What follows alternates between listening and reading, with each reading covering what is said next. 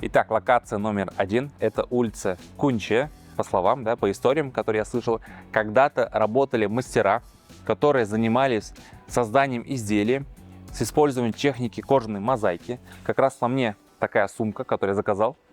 Она с применением казанского шва.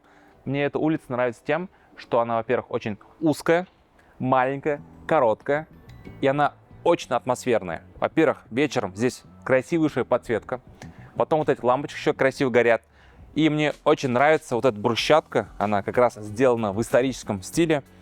Прям по ней идешь, она такая неровная, и ощущаешь то, что здесь реально когда-то сидели мастера и делали что-то очень ценное руками, такое ручное производство. Вот этот дух здесь очень сильно чувствуется, прям энергетически я его ощущаю. А еще эта улица важна тем, что здесь располагается одной из самых красивейших мечетей города Казани. Это мечеть Опанай. Про эту мечеть нужно, конечно же, выпустить отдельный выпуск, потому что за эти 15 секунд про нее мало что мы успеем рассказать.